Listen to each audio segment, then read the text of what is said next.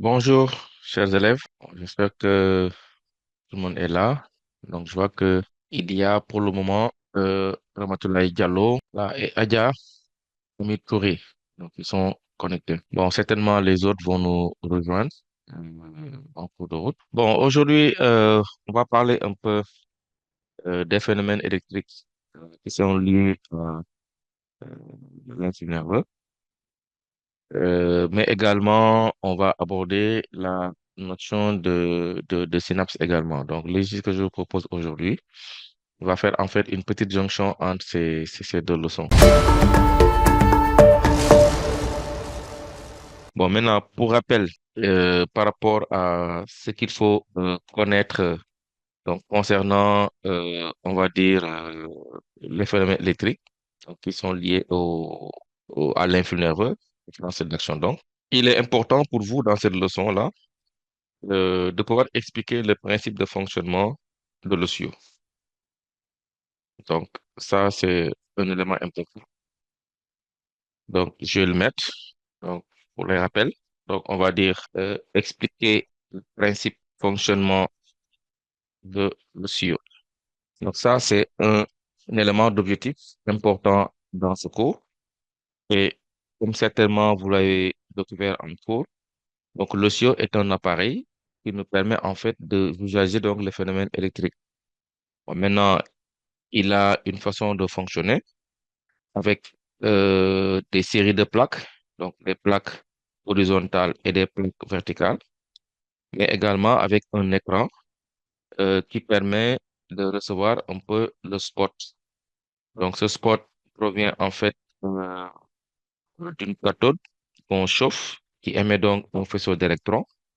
Donc, et ce faisceau d'électrons, en fonction donc de la charge au niveau des plaques, peut être dévié, soit vers le bas ou vers le haut. Je rappelle que ces plaques, n'est-ce pas, sont connectées à des électrodes, donc notamment les plaques horizontales, où nous avons l'électrode réceptrice, donc on appelle communément la R1, qui est connectée à la plaque inférieure, et l'électrode R2, donc connectée à la plaque supérieure. Et maintenant, ces électrodes-là sont placées aussi sur le nerf ou la fibre, c'est selon donc le matériel biologique étudié, et nous donne, n'est-ce pas, on va dire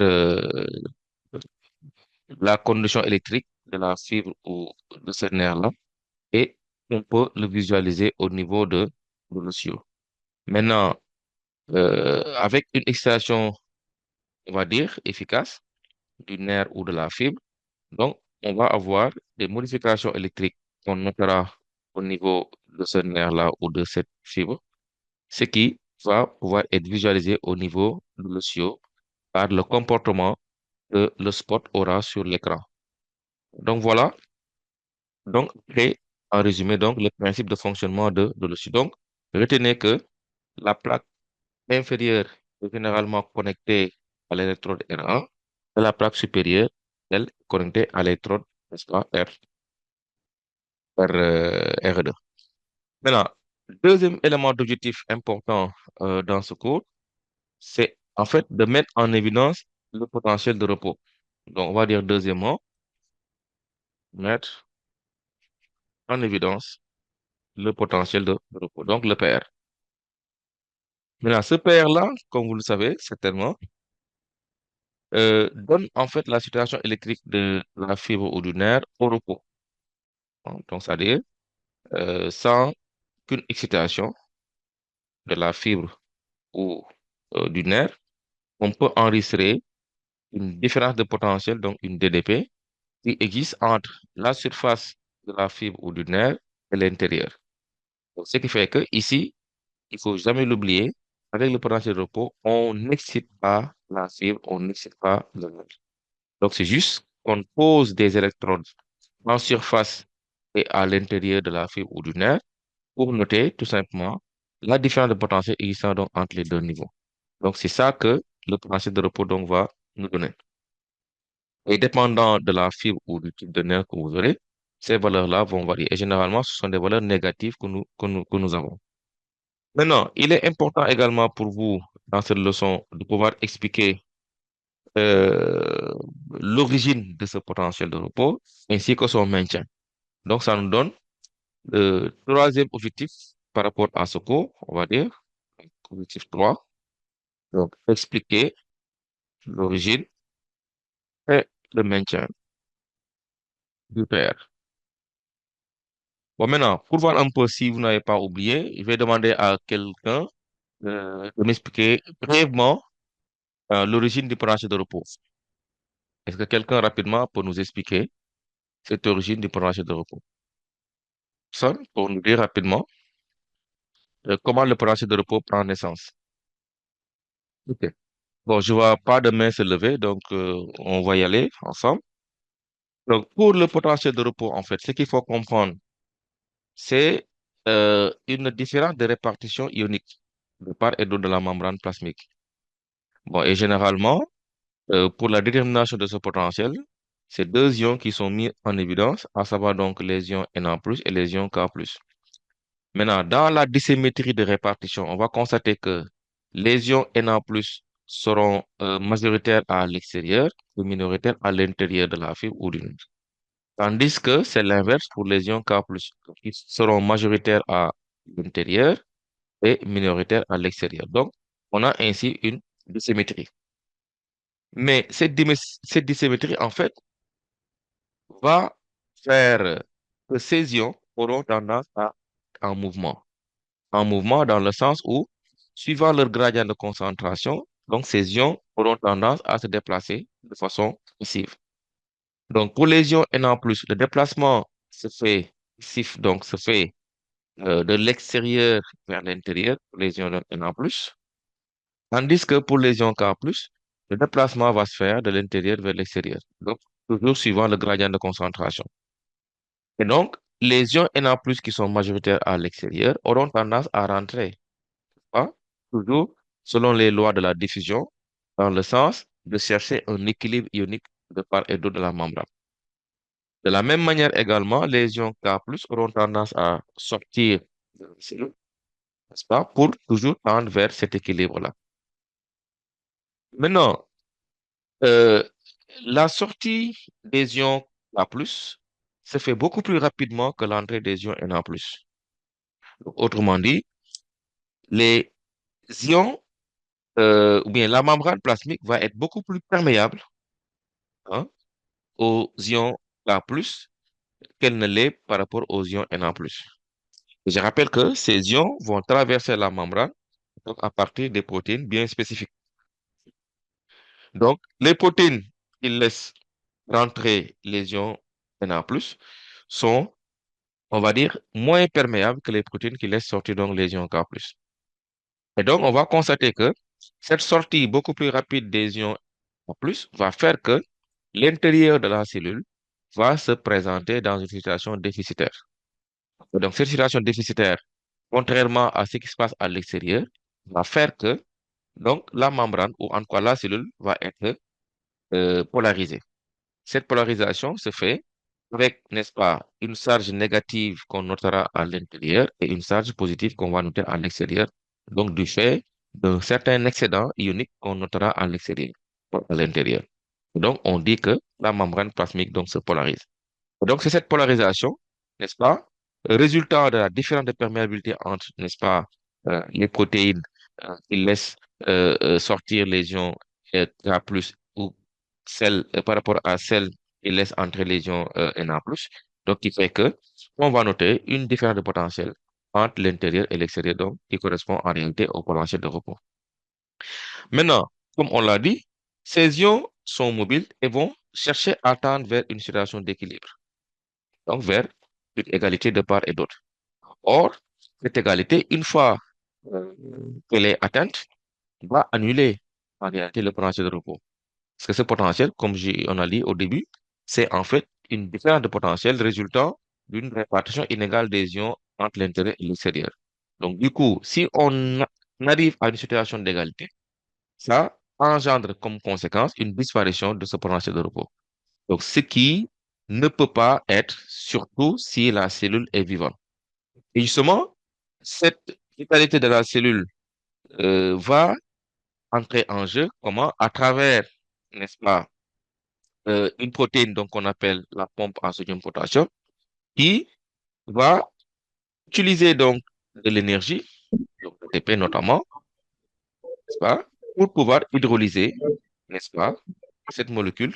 Et cette molécule, une fois hydrolysée, permettra donc d'avoir de l'énergie. Et cette énergie permettra justement de faire circuler donc les ions dans le sens contraire du gradient de concentration. Donc, autrement dit, les ions Na+ qui ont tendance à rentrer pour tendre vers une égalité selon sortie. Les ions K+ qui sortent de la cellule pour tendre vers l'égalité selon ramenés. Donc, ces mouvements-là sont contraires du sens du gradient de concentration, donc vont nécessiter forcément donc de l'énergie.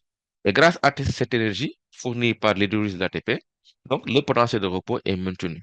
Donc voilà comment le PR va être maintenu, ce qui fait que pour une cellule vivante, à tout moment, à tout instant, on peut mesurer, on peut enregistrer le potentiel de repos ou le PR. Donc voilà pour le maintien et la naissance de ce potentiel de repos. Donc, OK, s'il n'y a pas de questions, je peux continuer. OK. Maintenant, concernant le troisième objectif de ce cours, il sera question justement euh, d'expliquer euh, ou de mettre en évidence le potentiel d'action. Donc, on va dire quatrièmement, donc mettre en évidence le potentiel d'action. Mettre en évidence le PA, donc le potentiel d'action. Maintenant, contrairement au potentiel de repos où ici la fibre ou le nerf n'est pas excité, quand on parle de potentiel d'action, toujours il faut avoir à l'esprit qu'on crée une perturbation. La perturbation, elle est créée à travers donc une excitation appliquée sur le nerf ou la fibre. Et maintenant, cette excitation va perturber un peu la polarisation qu'on avait avec le potentiel de repos et ce qui va générer un nouveau potentiel, n'est-ce pas, qu'on n'avait pas, qui, lui, est capable de se propager, n'est-ce pas, d'un point à un autre. Et donc, ce potentiel-là n'est rien d'autre que le potentiel d'induction. Donc, il est important dans les enregistrements, dans les montages qu'on vous donne, n'est-ce pas, et les documents de résultats de tout ça, de pouvoir tout de suite savoir que ça, le tracé qu'on me donne ou l'enregistrement qu'on m'a donné correspond au potentiel de repos, donc qui a ses propres caractéristiques, donc qui sont différents du potentiel de repos, qui lui, généralement, est une valeur fixe, n'est-ce pas, qui, on va dire, est maintenue à un niveau donné. Et donc, sur l'osseo, vous allez avoir donc une trace horizontale. Alors que pour le potentiel de repos, d'action plutôt, une fois que la perturbation devient efficace, avec l'excitation efficace, donc ça génère ce potentiel-là, qui lui va se matérialiser par, n'est-ce pas, une dépolarisation qui va être suivie par une polarisation.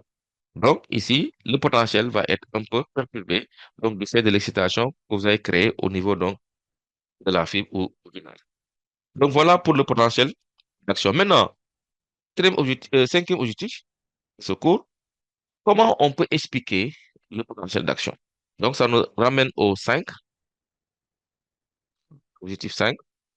Donc, expliquer l'origine du potentiel d'action.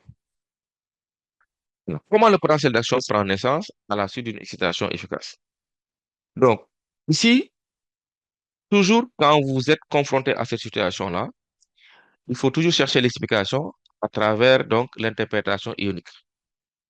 Donc, comment, n'est-ce pas, les ions, parce qu'en réalité, il s'agit de cela, vont être à l'origine de la naissance de ce nouveau potentiel quand on excite efficacement donc la fibre ou le nerf.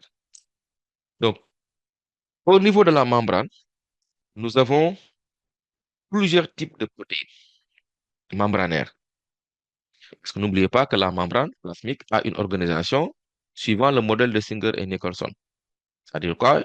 Une structure qui est en mosaïque où nous avons un ensemble de protéines discontinues à l'intérieur mais également que ces protéines, au-delà donc des molécules de phospholipides qu'on peut avoir, sont discontinues.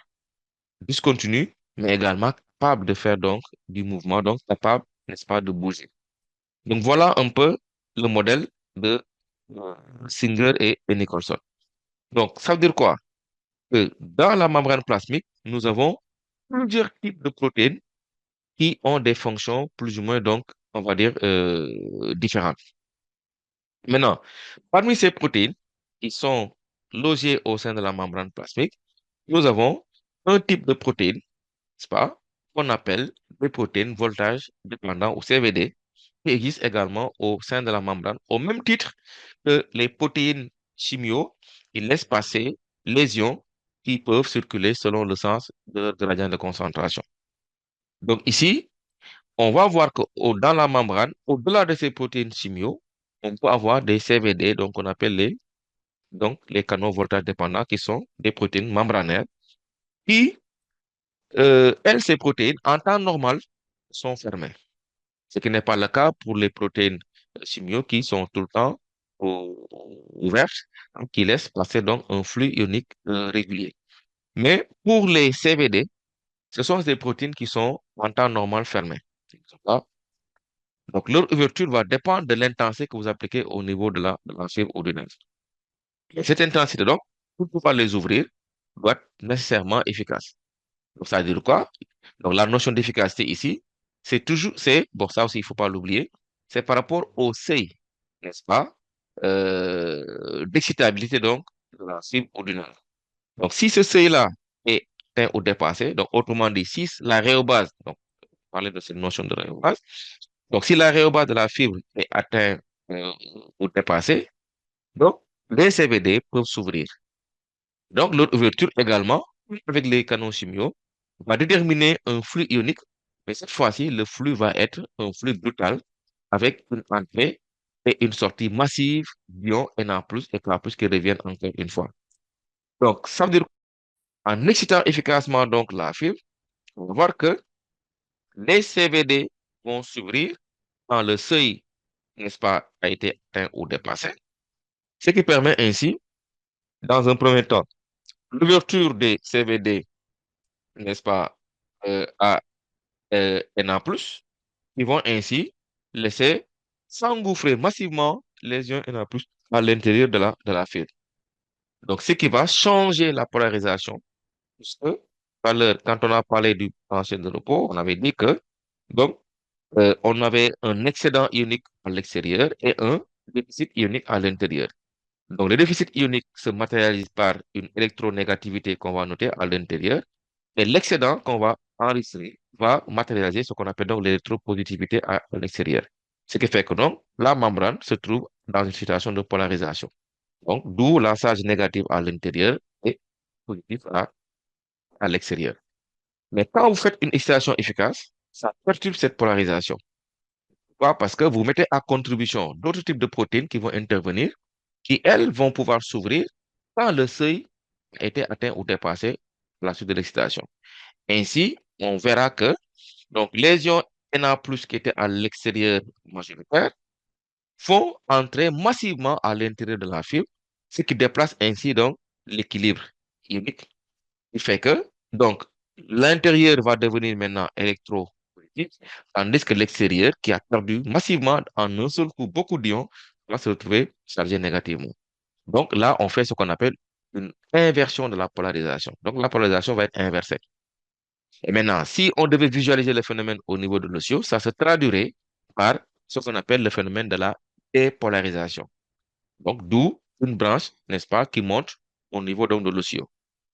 Maintenant, cette entrée massive d'ion Na+, à l'intérieur de la fibre, va être compensée par une sortie également massive d'ion K+.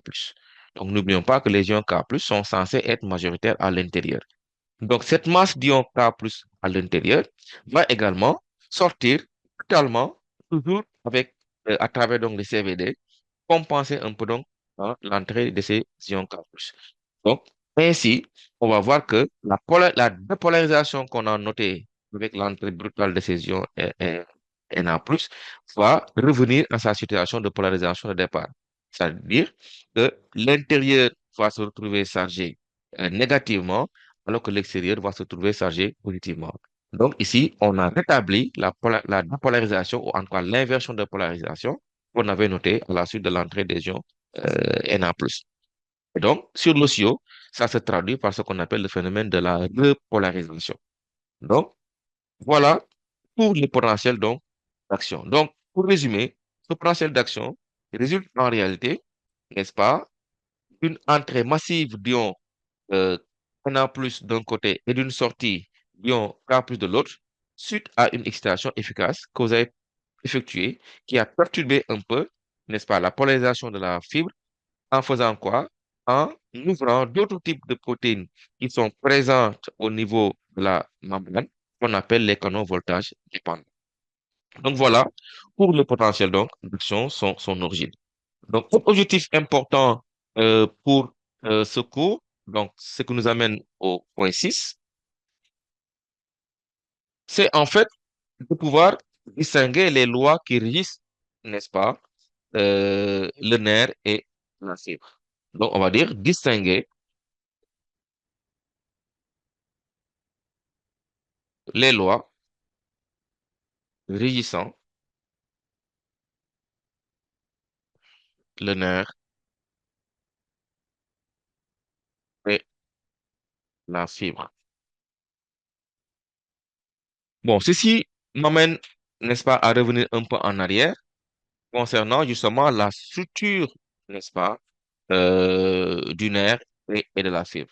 Bon, en anatomie, on vous a montré que une fibre, en réalité, est une structure, on va dire, spécialisée dans la conduction du message nerveux, mais qui a une organisation assez complexe dans la mesure où le nerf est constitué par un ensemble de fibres nerveuses. Donc, ces fibres-là sont emballées dans des paquets. Ces paquets, eux-mêmes, sont emballés dans d'autres paquets.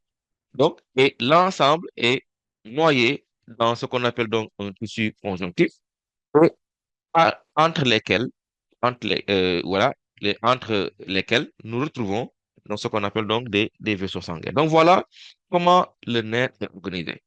Donc, c'est un ensemble, je répète, de fibres nerveuses emballées dans un paquet, et ces mêmes paquets sont emballés dans d'autres paquets, donc on appelle les gros faisceaux, qui sont aussi à leur tour noyés dans ce qu'on appelle un tissu conjonctif qui est vascularisé, donc qui montre la présence de vaisseaux sanguins.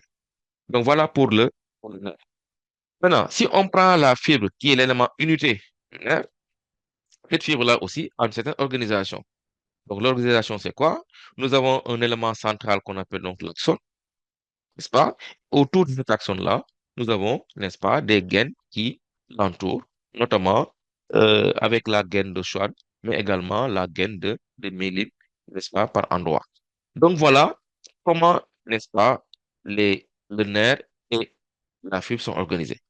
Maintenant, quand ces nerfs-là sont utilisés dans une logique, n'est-ce pas, de transmission de messages nerveux, c'est-à-dire le potentiel d'action, à la suite de l'excitation, le comportement qu'ils vont avoir ne sera pas pareil.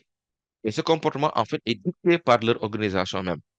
Donc, le nerf étant constitué par plusieurs fibres, et ces fibres pouvant être différentes parce qu'elles peuvent être myélinisées ou non myélinisées, elles peuvent ne pas avoir le même diamètre, etc., etc. Ce qui fait que, du coup, l'excitation que vous portez sur le nerf va donner certes une réponse si, évidemment, elle est efficace ou en tout cas, elle est rhéobasique. Mais la réponse, n'est-ce pas, dépendra des types de fibres qui ont, on va dire, été imprégnées, en tout cas qui ont été sensibles à l'extraction que vous avez portée. Donc, celles qui ne seront pas sensibles à cela, donc, ça veut dire que celles dont le seuil ne sera pas atteint, évidemment, ne pourront pas réagir, n'est-ce pas, dans cette excitation-là. Ce qui fait que, dépendant de l'intensité que vous avez appliquée, qui peut augmenter, donc si vous appliquez donc des intensités croissantes, donc vous allez voir que les réponses que vous aurez vont également monter crescendo. Donc pourquoi ça monte crescendo? Parce que tout simplement, l'intensité appliquée de façon croissante va recruter, n'est-ce pas, des fibres en fonction de leur degré de stabilité. Et plus on les recrute, plus également l'amplitude de la réponse que vous allez noter va également augmenter en conséquence. Donc ce qui fait que on dira que le nerf répond à la loi du recrutement. Parce que quand vous augmentez l'intensité de l'excitation, n'est-ce pas, vous faites du recrutement de fibres. Et donc, ce recrutement-là va dépendre du seuil de stabilité de ces fibres-là. Donc, ce qui fait que, donc, au niveau de l'osseau aussi, on visualise le phénomène. Donc, on va voir que les réponses vont monter crescendo. Bon, ce qui n'est pas le cas pour la fibre nerveuse, qui est une structure, on va dire, unique, donc qui a aussi un seuil de stabilité. Mais pour cette fibre-là, quand vous l'excitez et que donc l'excitation ou l'intensité de l'excitation a atteint donc la rhéobase, évidemment, cette fibre-là va répondre. Et la réponse qu'elle va donner, elle sera d'emblée maximale. Parce qu'ici, il n'y a pas de structure interne, n'est-ce pas, sensible à, à l'excitation croissante que vous pouvez appliquer. Donc, que l'excitation soit rhéobasique, c'est-à-dire liminaire, ou que l'excitation soit supraliminaire, ou suprarhéobasique, ça ne changera en rien la réponse que la fibre va donner. Elle va donner, n'est-ce pas, tout ce qu'elle a d'un seul coup. Donc, on dit que la fibre répond à la loi du tout ou rien. Donc, voilà deux lois qui sont extrêmement importantes qu'il faut comprendre et intégrer donc, dans cette leçon-là. Donc, la loi du recrutement qu'on note, c'est le NIF, mais également la loi du tout ou rien qu'on note au niveau de la fibre nerveuse. Donc, voilà pour le point 6. Bon, s'il n'y a pas de questions, on va avancer au point 7, donc, de cette leçon. Donc, objectif numéro 7. Donc, vous devez également intégrer dans cette leçon, c'est en fait de pouvoir expliquer la naissance du potentiel d'action ou bien d'un message nerveux au niveau d'un récepteur sensoriel. Donc, on va dire expliquer la naissance d'un potentiel d'action au niveau d'un récepteur sensoriel. Bon, ceci est important dans la mesure où, donc, vous avez abordé la notion de comportement moteur. Bon, que le comportement soit réflexe ou que le comportement soit volontaire. Donc, généralement, les excitations d'un récepteur sensoriel. Maintenant, à part de ce récepteur sensoriel, un message nerveux va prendre naissance et sera conduit vers les centres nerveux qui vont pouvoir, n'est-ce pas, l'interpréter, en tout cas donner, euh, on va dire, la réponse qui s'y est, donc la réponse qu'il faut. Donc, dépendant également du type, n'est-ce pas, de comportement que vous avez. Maintenant, le récepteur sensoriel, bon, quel que soit le récepteur, le fonctionnement est très pareil. Bon, et ces récepteurs, comme tout le monde le sait, se trouvent au niveau de nos organes de sens. Donc, c'est-à-dire, on va dire le toucher, hein, la peau. Donc, on a donc l'ouïe, donc l'oreille. On a la vue, donc l'œil. On a le goût et l'odorat. Maintenant, au niveau de ces récepteurs, le message nerveux perçu, qui est en fait un signal provenant de notre environnement, parce que n'oublions pas que nous sommes dans le cadre de la vie de relation et que l'individu qui est dans son environnement est influencé par des signaux extérieurs qui peuvent être physiques, chimiques, tout ce que vous voulez, et qui peut être perçu par l'individu lui-même à travers donc ces récepteurs-là. Et par rapport à cela, l'individu adopte le comportement qui suit. Maintenant, dans le cadre, n'est-ce pas, de récepteurs sensoriels, et l'exemple qu'on prend généralement dans le cadre de ce cours-là, c'est la peau. Maintenant, au niveau de cette peau-là, nous avons des récepteurs sensoriels. Et ces récepteurs aussi sont diversifiés. Dépendant de la simulation ou du stimulus qui a été appliqué, donc on a des récepteurs spécifiques à ces signaux-là, à ces stimulus-là, qui vont pouvoir générer des potentiels d'action. Et comme j'ai dit, quels que soient les récepteurs, pratiquement le fonctionnement est pareil.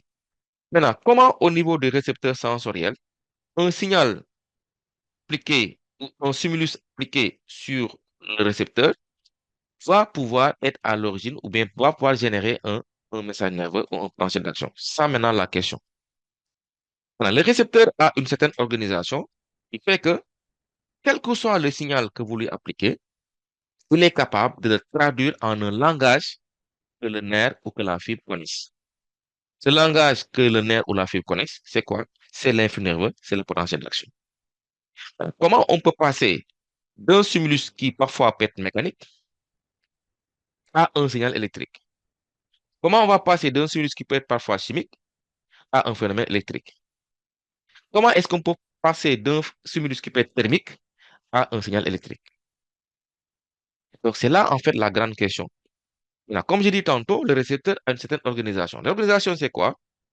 Il est doté d'un site de transduction qui est capable justement de convertir tous les signaux reçus, que ce soit mécanique, euh, chimique, thermique et autres, en un signal électrique qu'on appelle donc le potentiel. Et donc, le récepteur est doté de ce qu'on appelle donc un site transducteur. Et grâce à ce site transducteur, quand vous appliquez donc un stimulus, quelle que soit sa nature, ce site-là, transducteur, est capable de générer un potentiel, n'est-ce pas?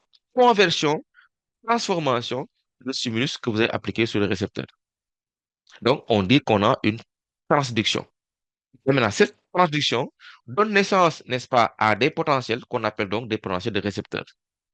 Donc, ils vont naître au sein du récepteur sensoriel. Maintenant, ce potentiel de récepteur, dépendant de son seuil ou de son ampleur, on va dire, ok, peut être à l'origine ou non de la naissance du potentiel d'action, qui lui peut être propagé d'un point à un autre. Et je rappelle que le potentiel de récepteur n'est pas propageable.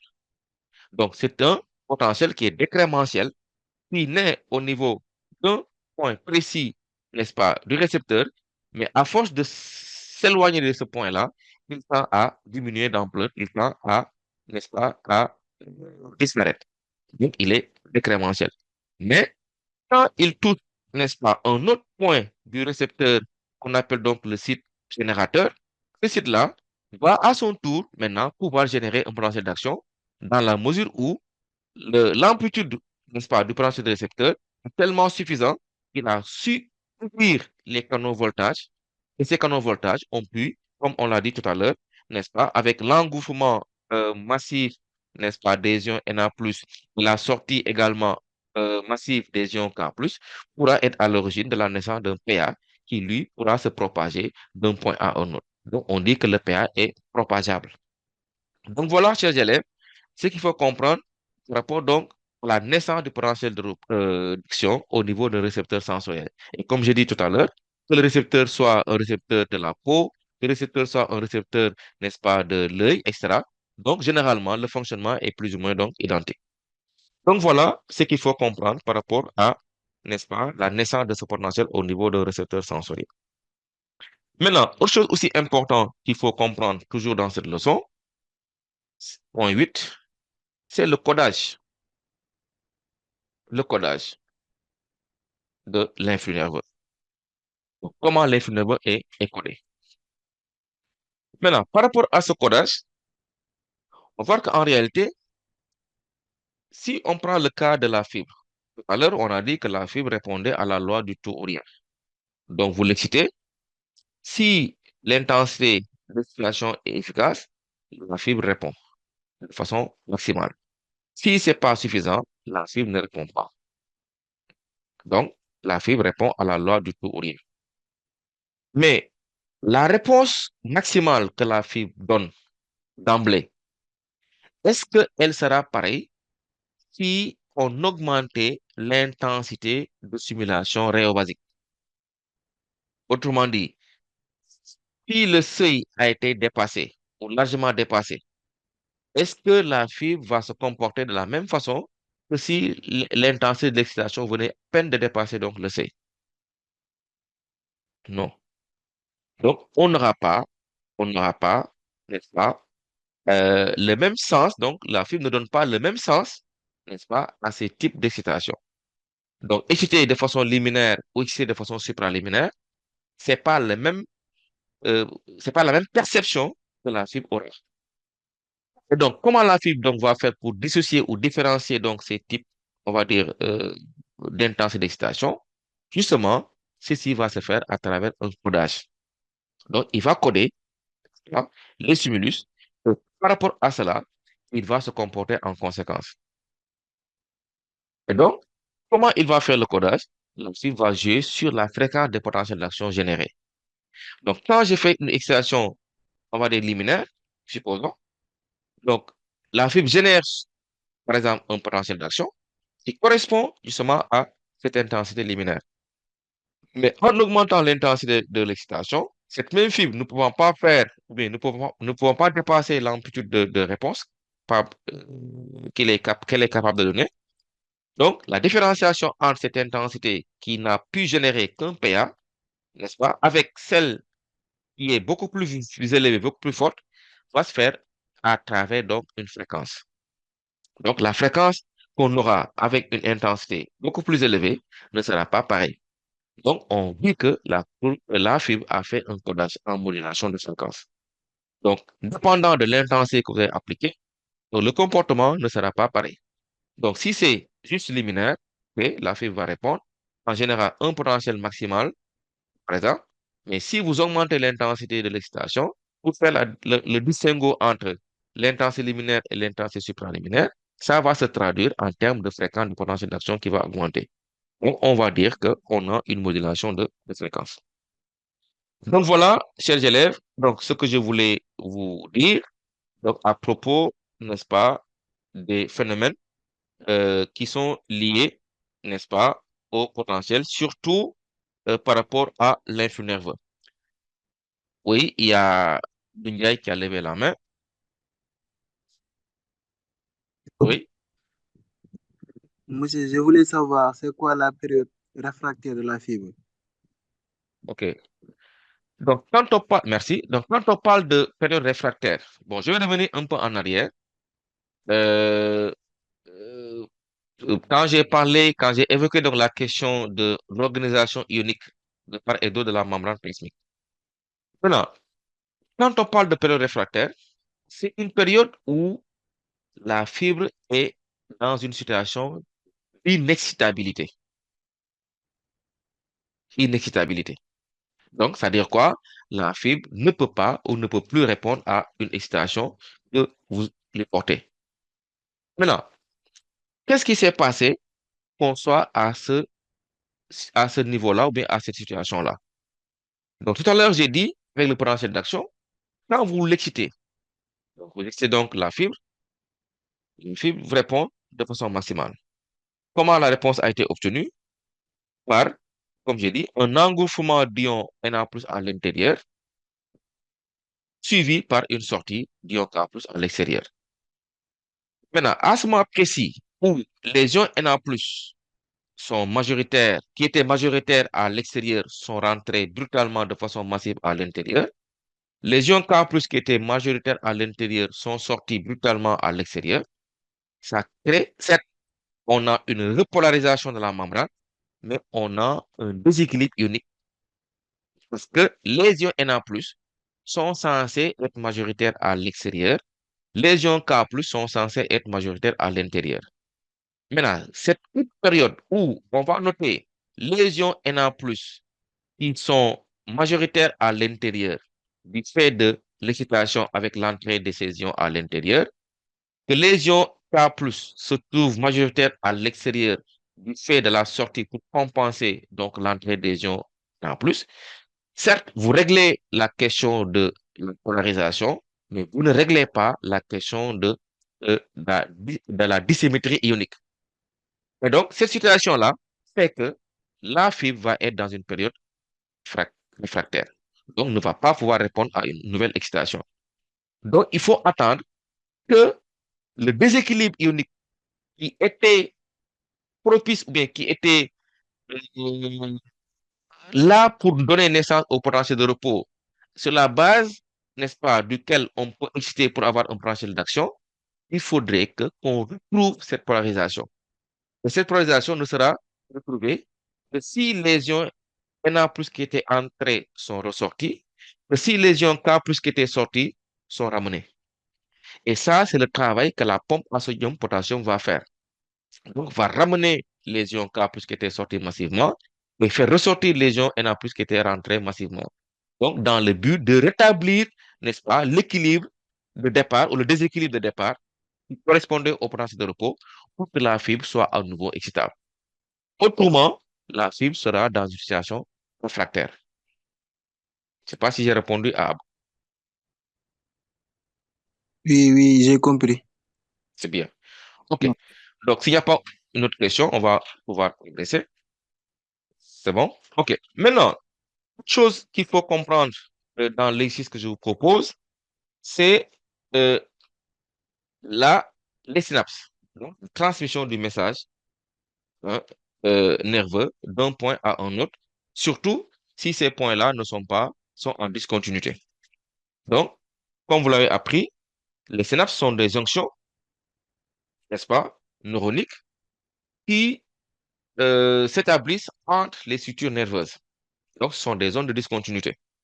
Donc, il est important, n'est-ce pas, par rapport aux synapses, de pouvoir identifier les types de jonctions neuroniques. Donc, on va dire point 9, identifier les types de jonctions neuroniques. OK?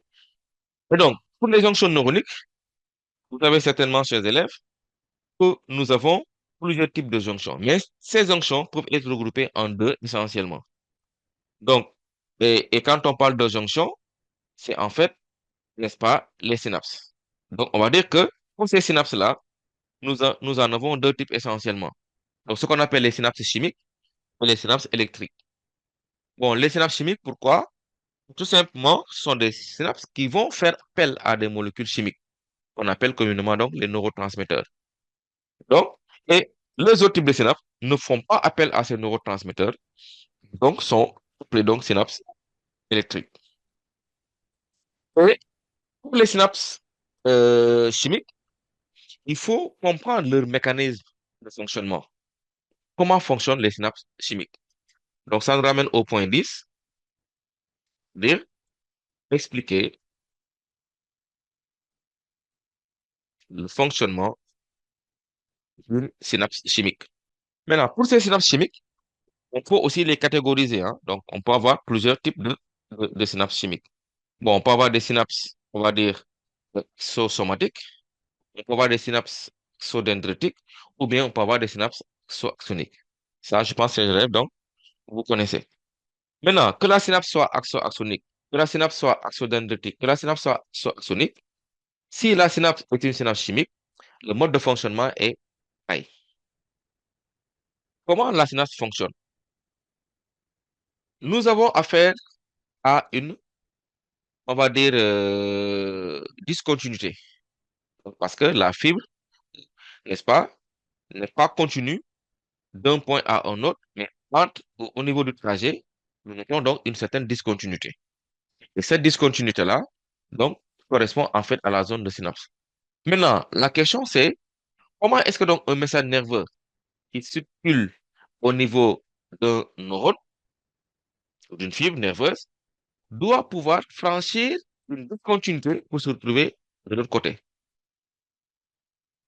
Ça maintenant la question.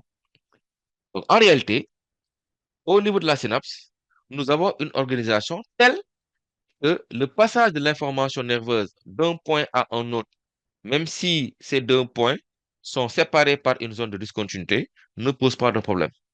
Dans la mesure où, quand le potentiel d'action arrive au niveau de la zone qui est avant la discontinuité, qu'on appelle donc la zone présynaptique, va passer vers une zone qui est au-delà de la discontinuité, qu'on appelle donc la zone postsynaptique.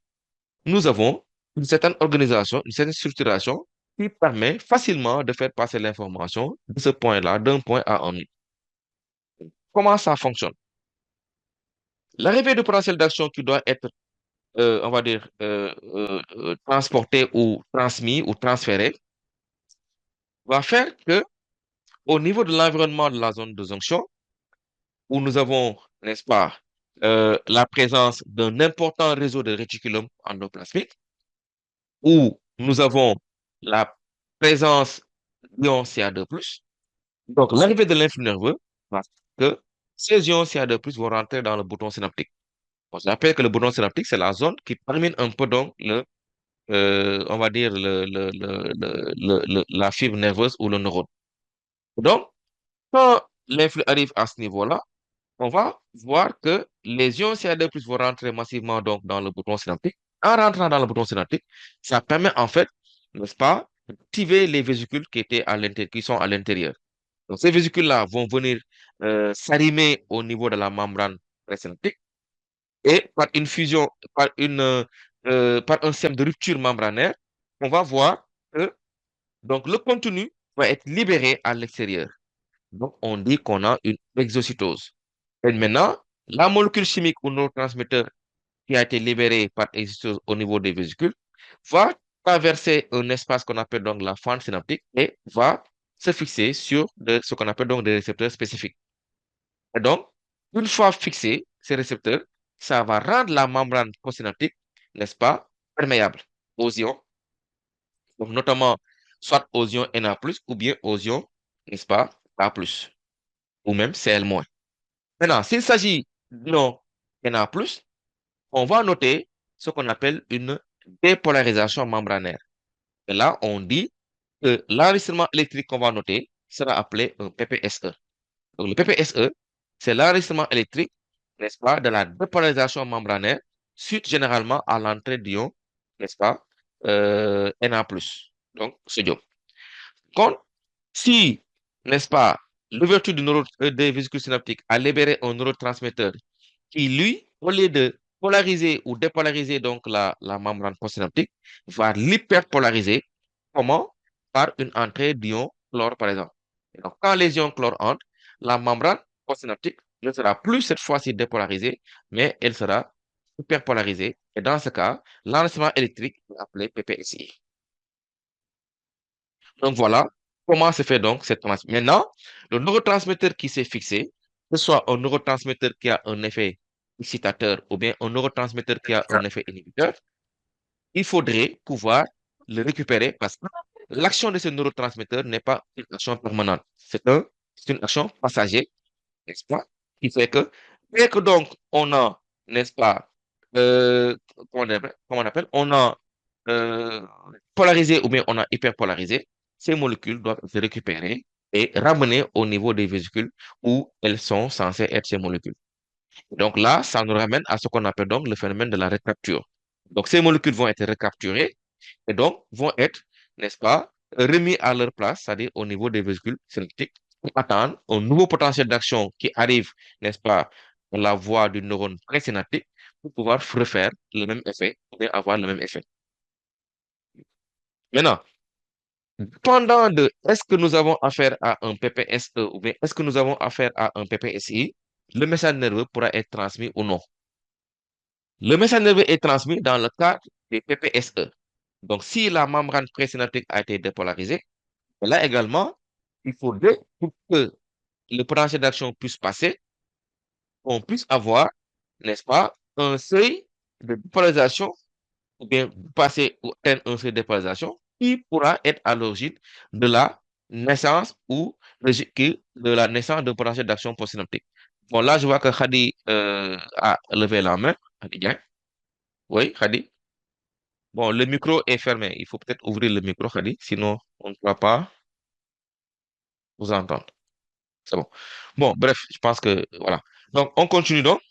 Donc, je disais que dépendant de est-ce que nous avons noté un PPSE ou bien est-ce que nous avons noté un PPSI, on pourra avoir ou non la naissance de potentiel d'action ou bien la transmission de potentiel d'action au niveau postsynaptique. Maintenant, si nous avons affaire à un PPSE, par exemple, le PPSE, pour générer un PA postsynaptique, doit atteindre ou dépasser le seuil. Parce que n'oubliez jamais que quand on a affaire à un potentiel d'action, il faut toujours l'implication des CVD. L'implication des CVD. Et ces CVD, pour les ouvrir, n'est-ce pas, il faudrait une certaine intensité, il faudrait, n'est-ce pas, une certaine dépolarisation.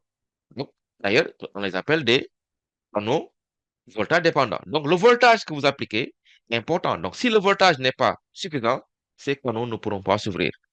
Et donc, même si vous pouvez avoir un PPS postsynaptique, Mais si ce PPSE postsynaptique n'atteint pas ou ne dépasse pas le seuil, vous ne pourrez pas générer un PA. Certes, on peut juste enregistrer un PPSE, mais très vite, ce PPSE aussi va diminuer, donc il est décrémentiel comme le potentiel de récepteur. Maintenant, avec le potentiel, le PPSI, là, on ne peut pas avoir de potentiel d'action, quelle que soit l'ampleur de ce PPSI-là. Tout simplement, l'hyperpolarisation ne va pas de pair avec la naissance de potentiel d'action. Donc, vous creusez en fait, n'est-ce pas, comment on appelle, la polarisation entre l'extérieur et l'intérieur de la fibre. Quand vous hyperpolarisez, donc l'électronégativité va davantage, n'est-ce pas, s'accentuer à l'intérieur de la fibre. Et ça ne peut pas être, n'est-ce pas, source de naissance de potentiel d'action. Encore une fois, pour avoir un potentiel d'action, il faut changer la polarisation. Or, vous, avec l'hyperpolarisation, vous ne changez pas. Au contraire, vous accentuez la polarisation. Donc, ce qui fait que vous ne pouvez pas avoir un PA. Quand donc on excite de façon efficace et qu'on obtienne un PPSE, ce PPSE, en réalité, tend à changer la polarisation. Maintenant, s'il atteint un certain seuil, il peut justement être source ou en tout cas à l'origine d'un potentiel d'action postsynaptique. Donc, voilà, chers élèves, ce qu'il faut comprendre, n'est-ce pas, sur le mécanisme de la transmission. Maintenant, s'il n'y a pas de questions, en fait, on continue. Maintenant, pour finir, n'est-ce pas, la notion d'intégration. Bon, mais avant l'intégration, peut-être faire un petit rappel ou bien un petit clin d'œil par rapport au délai. Parce que justement, avec les synapses chimiques, bon, peut-être la contrainte par contrainte, mais en fait, euh, l'inconvénient, si je peux dire ainsi, c'est que le message n'est pas transmis automatiquement. Pourquoi n'est pas transmis automatiquement? Il y a un certain délai. Donc, ce délai-là correspond en fait à la mise en œuvre de structures comme les vésicules, comme, n'est-ce pas, les récepteurs postsynaptiques, comme également le neurotransmetteur qui doit être libéré. Donc, durant ce temps-là, n'est-ce pas, on a un petit flottement qui fait que donc la transmission ne se fait pas automatiquement du neurone près au neurone post. Donc, il faut laisser ce temps de mobilisation des sutures, n'est-ce pas, pour que l'information puisse quitter le neurone près au neurone post. Et donc, ce temps de flottement-là, en réalité, correspond au délai synaptique. Ce qui n'est pas le cas avec les synapses chimiques où il n'y a pas de délai. Tout simplement, nous allons noter donc des junctions au niveau des deux membranes pré et post, si bien que quand donc l'influx arrive, on aura directement un flux unique qui fait passer directement l'influx du neurone pré au neurone post, sans délai synaptique. Ce qui fait que généralement, les transmissions des messages avec les neurones, plutôt avec les synapses électriques sont beaucoup plus rapides qu'avec les synapses chimiques qui demandent justement la mobilisation de ces structures qui sont impliquées lors du passage de l'influx nerveux. Donc, terminé toujours avec ces points. Donc, ça nous amène au point 11. C'est la notion d'intégration. Donc, expliquer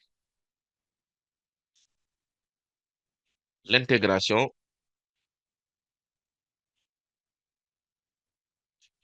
des messages nerveux.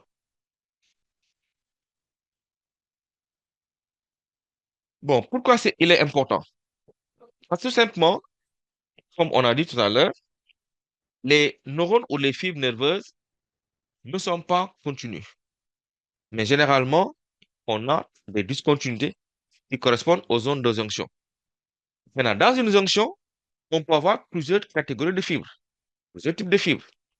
Et ces fibres peuvent ne pas véhiculer la même information. Parfois même des informations contradictoires. Donc, toutes ces informations peuvent arriver au même moment au niveau d'un neurone. Là, comment le neurone poste doit se comporter, sachant que à un temps T donné, il reçoit plusieurs types de messages qui sont contradictoires. Donc, c'est un casse-tête. Et donc, le neurone synaptique est obligé, n'est-ce pas, de faire de l'intégration. Donc, il va prendre en compte les informations qui lui arrivent, tous les messages qui lui arrivent en un même moment. Donc, pour maintenant voir quelle sera la résultante qu'il faut donner. Et donc, il va faire ce qu'on appelle une sommation. Et donc, avec cette sommation-là, donc la résultante, n'est-ce pas, de la sommation c'est ce que maintenant le neurone postsynaptique va générer ou bien c'est l'information qu'il va véhiculer. Ah, si la sommation, n'est-ce pas, arrive à avoir comme résultante un PPSI, par exemple, donc ça veut dire que le message nerveux ne passera pas. Si la sommation arrive à un PPSE, le message nerveux va passer, mais à la seule condition, encore une fois, que le PPSE atteigne ou dépasse le seuil pour générer un PA qui va se prolonger donc, au niveau de cette fibre postsynaptique. Donc voilà, chers élèves, donc, ce qu'on appelle donc la notion d'intégration. Et je rappelle que nous avons deux types d'intégration. Donc, sommation. Donc, on a une sommation qu'on appelle la sommation temporelle et la sommation spatiale. Donc, la sommation spatiale, c'est quand nous avons affaire à une convergence anatomique. C'est-à-dire, plusieurs neurones convergent vers un seul neurone postsynaptique. Donc, dans ce cas-là, donc, le neurone postsynaptique va intégrer l'ensemble des messages au même moment pour sortir donc une résultante. Donc, on dit qu'on a une sommation spatiale. On peut aussi avoir une sommation temporelle. Dans ce cas-là, le neurone intégrateur va intégrer les messages, mais les messages lui arrivent un peu décalés dans le temps.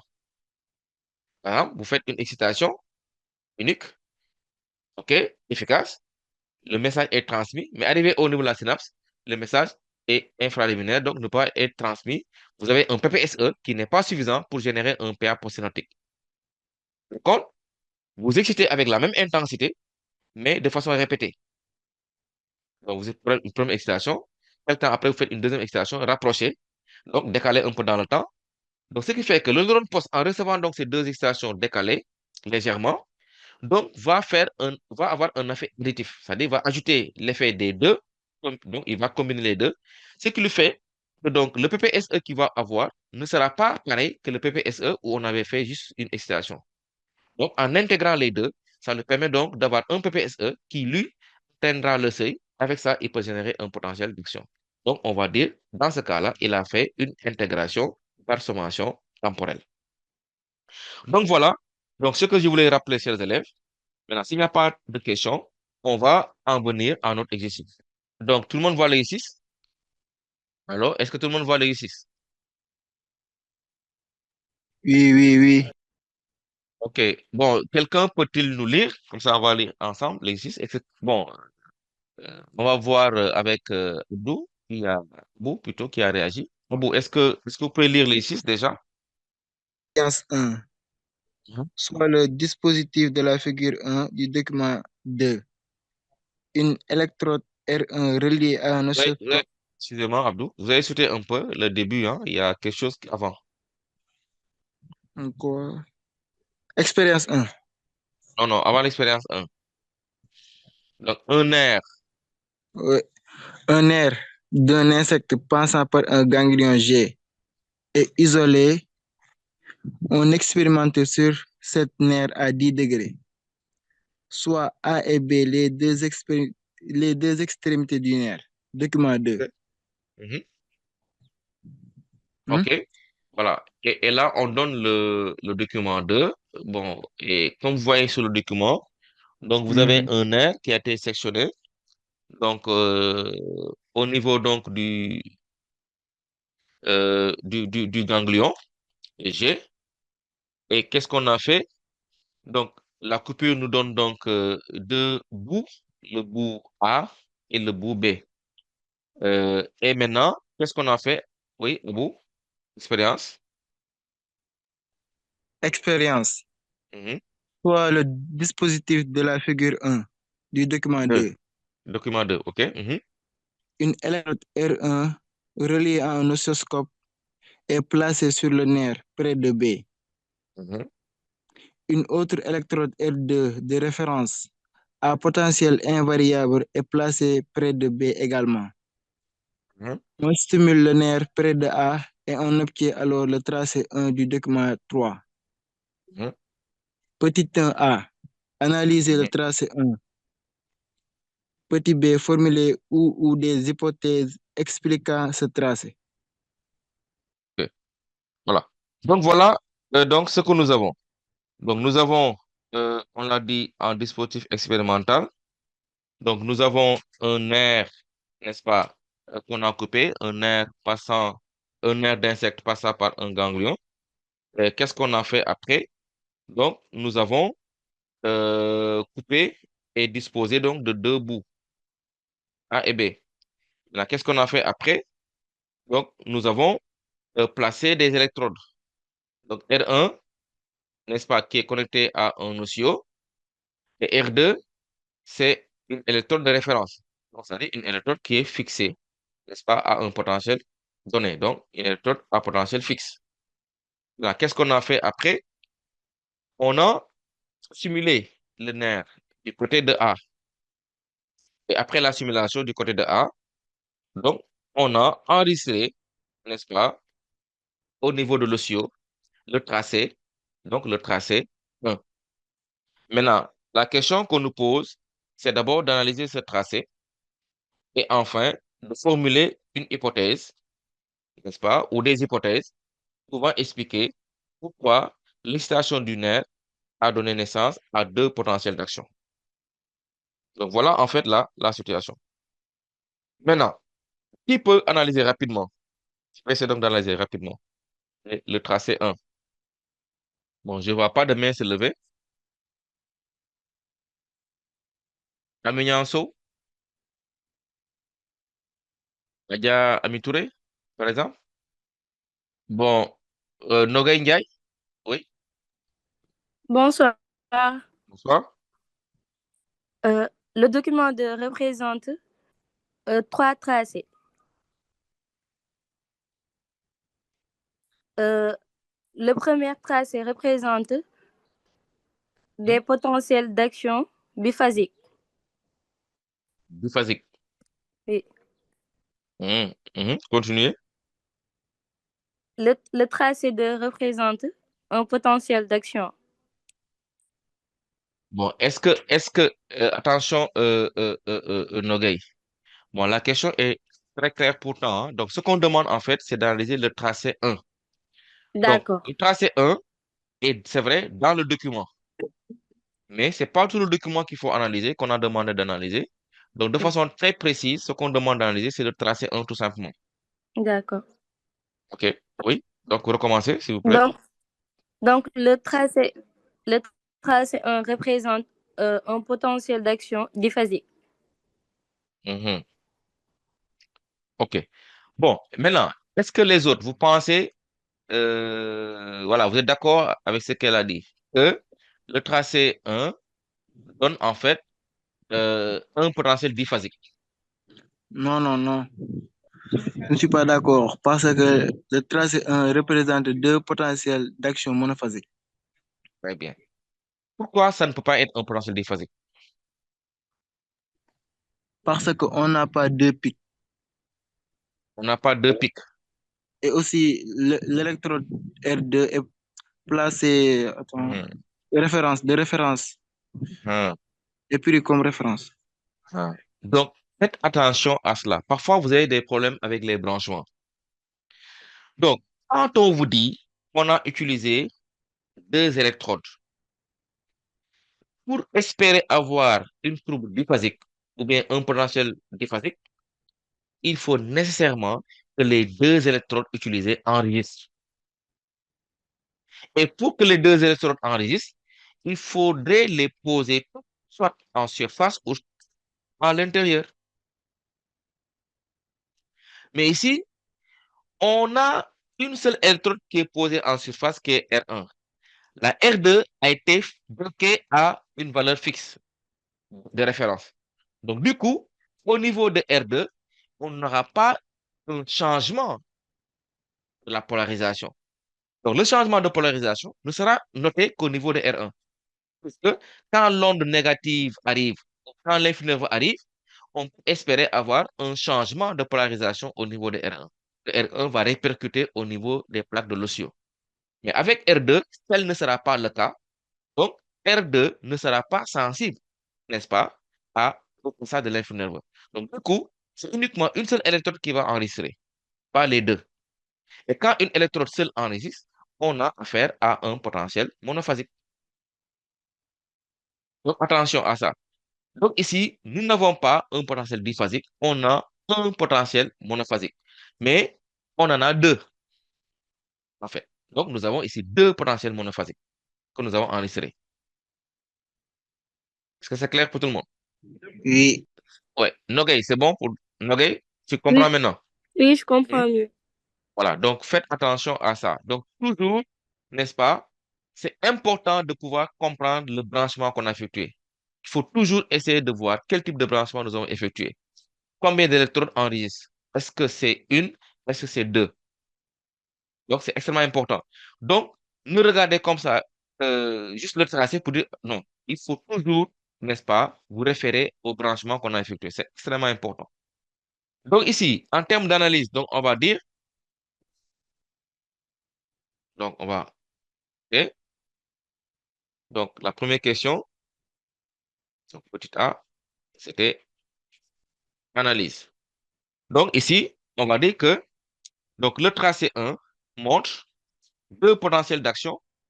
Bon, il y a, je suis en train de regarder sur les questions posées avec les messages. Bon, Khadi Diagne, je pense, qui dit, on peut dire phénomène électrique PA, temps de latence, dépolarisation, hyperpolarisation. Bon, en fait, pour ce genre d'analyse, où on demande d'analyser un tracé, c'est-à-dire que euh, euh, c'est vrai, on peut évoquer la dépolarisation, on peut évoquer le temps de latence, on peut évoquer la repolarisation. Ça, il n'y a pas de problème par rapport à ça. Mais il ne faut pas perdre de vue, ou bien il faut aussi mettre l'accent sur le fait que vous avez fait, n'oublions pas, une excitation du nerf. Le nerf vous a généré 2 PA. Vous comprenez? Donc ça aussi, c'est important donc à préciser. Maintenant, après ça, vous pouvez dire que chaque PA, n'est-ce pas, montre une phase de pré-latence, une phase de dépolarisation, une phase de repolarisation. Voilà, ça on peut le dire. Mais on ne peut pas occulter le fait que l'excitation unique n'a pas donné un potentiel, mais en a donné deux. Donc là aussi, ça peut être source de questionnement pour nous. Pourquoi on en a deux? Pourquoi pas un? Qu'est-ce qui s'est passé pour qu'on ait deux? Donc ça aussi, c'est important. Donc, on va dire que, donc pour l'analyse, donc on va noter que le tracé 1 montre donc deux PA, ok, deux potentiels d'action présentant chacun près de temps de latence, une dépolarisation suivie d'une repolarisation. Par exemple. Donc voilà pour l'analyse, n'est-ce pas, euh, de ce tracé 1, qui, je rappelle encore, montre deux PA, plus ou moins de même amplitude, et une seule excitation portée au niveau donc du nerf. Ok. Et chaque PA montre évidemment une phase de dépolarisation suivie par une phase de repolarisation. Maintenant, la deuxième question, c'est qu'on nous demande maintenant de formuler une hypothèse ou des hypothèses. Ok. Donc, une hypothèse ou des hypothèses permettant, hein, d'expliquer ce tracé-là. Bon, je vois que Abou a levé la main.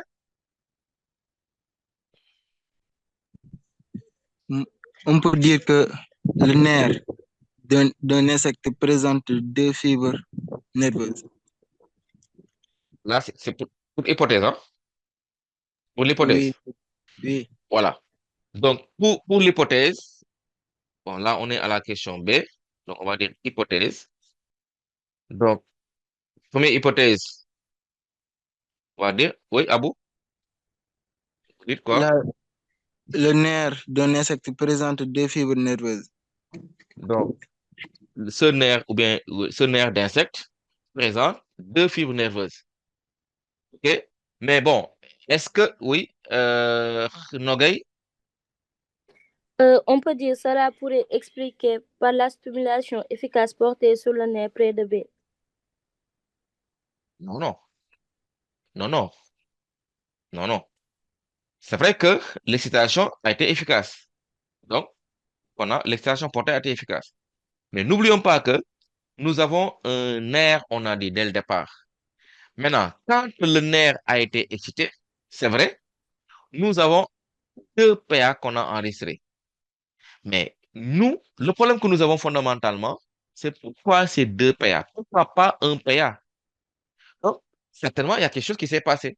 C'est ça maintenant qu'il faut formuler sous forme d'hypothèse. Et je rappelle que l'hypothèse, c'est en fait une supposition qu'on fait.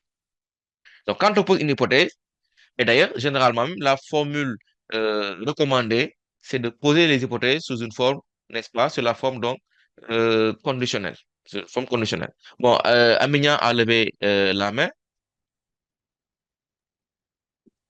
Est-ce qu'on peut dire que le nerf aurait des fibres nerveuses de nature différente, myélinisées et non myélinisées? Non, nature différente, ou même mieux, parce que conduisant l'influx à des vitesses différentes.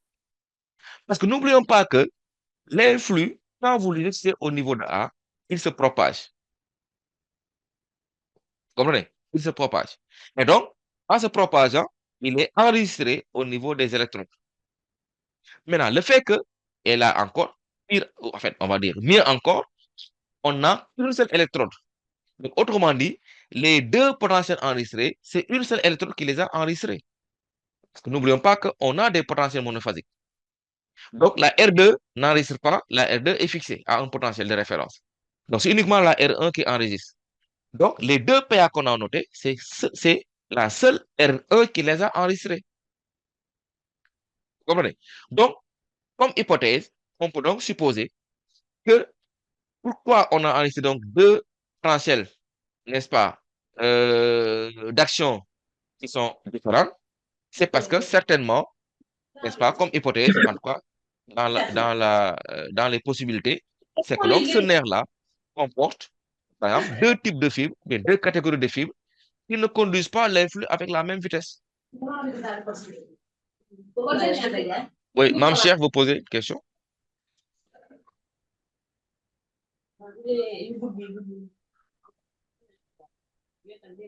Bon, il n'a pas levé la main, mais je pense que son micro est ouvert.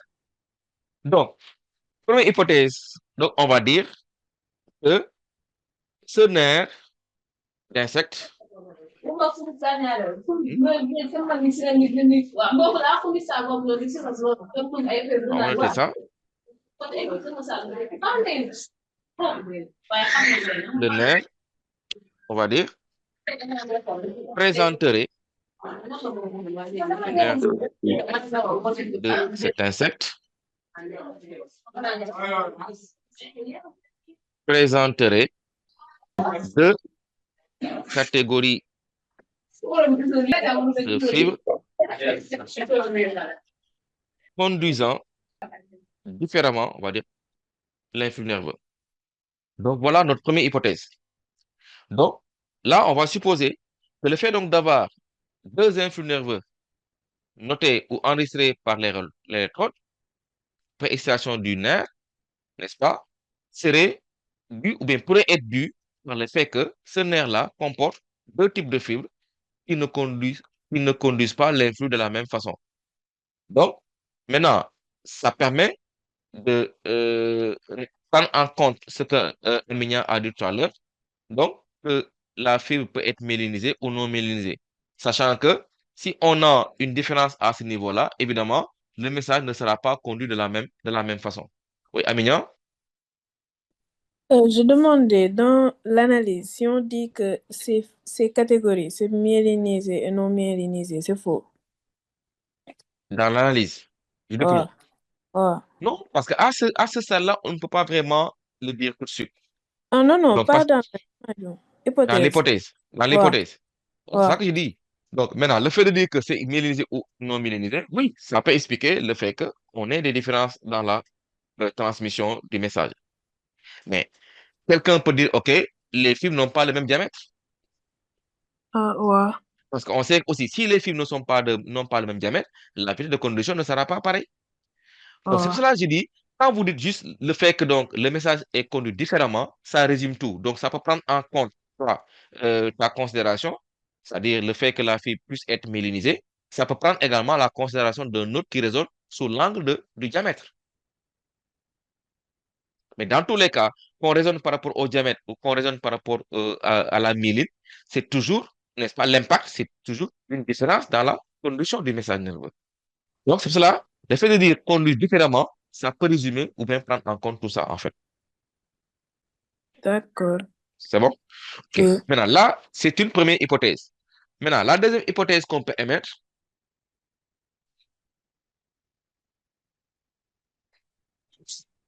c'est quoi ici? Oui, Abou? Est-ce qu'on peut dire que ce nerf répondrait aux lois de recrutement? Non, pas le recrutement. Encore une fois, le recrutement, il y a des conditions qui permettent le recrutement. La condition première pour le recrutement, c'est l'augmentation de l'intensité de l'excitation. Ici, on n'est pas dans une logique d'augmentation de l'intensité de l'excitation. On n'a pas augmenté l'intensité. On a fait uniquement une excitation liminaire ou supraliminaire et c'est tout. Comprenez? Donc, attention à ça. Donc, et d'ailleurs, si on avait, n'est-ce pas, cette logique, parce que déjà, on l'a dit dès le départ, on a excité tout simplement. On n'a pas fait une série d'excitations. Donc, du coup, ça écarte la thèse de recrutement. C'est bon? Oui, c'est bon. OK. Donc, par, n'est-ce pas, le fait de considérer que nous avons deux types de fibres, n'est-ce pas, qui conduisent différemment l'influx nerveux, qui peut expliquer le fait qu'on a une différence, n'est-ce pas, de potentiel enregistré au niveau du tracé, donc avec un certain décalage des deux. Par cette hypothèse-là, est-ce qu'il n'y aurait pas une autre hypothèse pouvant aussi expliquer ce décalage-là? Cherchez un peu, donc une minute ou deux, vous ne voyez pas. Ami? Est-ce qu'on veut dire que le message serait codé en module de fréquence? Bon, c'est pas encore une fois ici un codage qu'on a fait. Donc, toujours, je vous renvoie au protocole expérimental. Ce qu'on a fait, c'est simple. Coupé, après avoir coupé, on a isolé le nerf, on a excité. Point. Au niveau du côté de A. Là, quand on a excité, on a enregistré, on a fait, je répète encore, on a fait une seule excitation efficace. Et on a noté les deux PA. Oui, il y a N, Nyonso, S Ndeye Nyonso. en deux Nianso, OK? Monsieur, Mhm, là, pour le codage, mhm. j'ai pas très bien compris. C'est juste à chaque fois qu'on augmente la masse, non, qu'on a un codage. Quand on dit qu'on augmente la masse, ici remplace en fait le stimulus ou la simulation. Mhm. Donc, augmenter la masse revient à augmenter l'intensité de la simulation. Donc, ici, la masse va jouer le rôle de stimulus en réalité.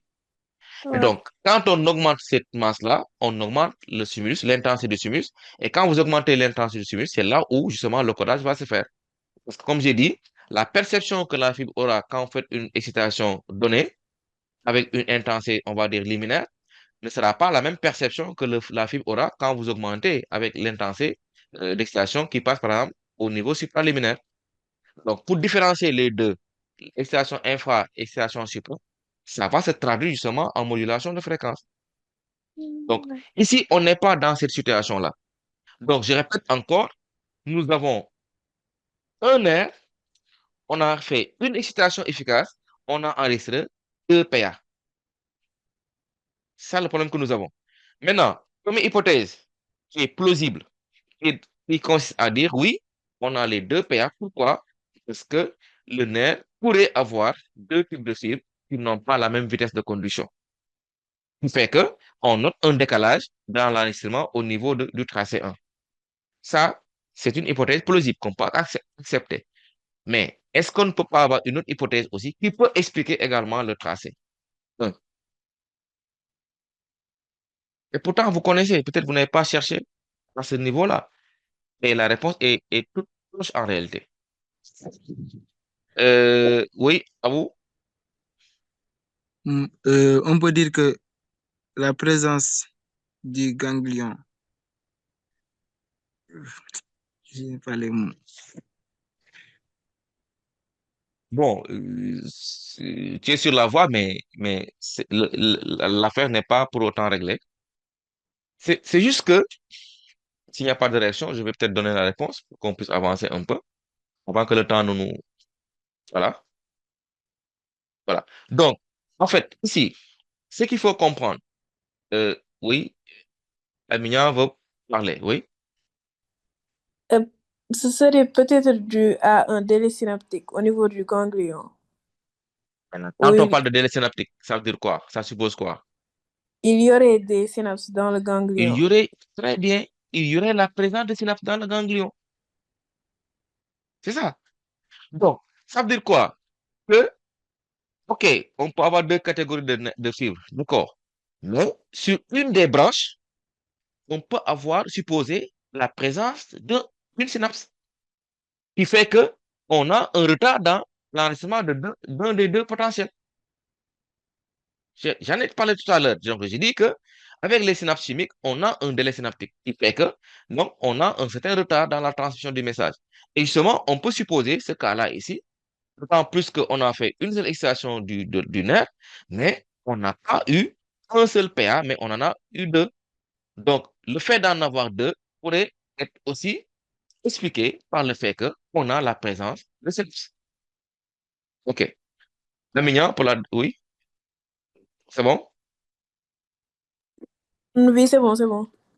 OK. Donc, on va dire, bon, le nerf de cet insecte présenterait, donc deuxième hypothèse, présenterait deux types de fibres dont l'une renferme une synapse. Donc, voilà donc les deux hypothèses qu'on peut formuler, par exemple. Maintenant, on va avancer avec donc l'expérience 2.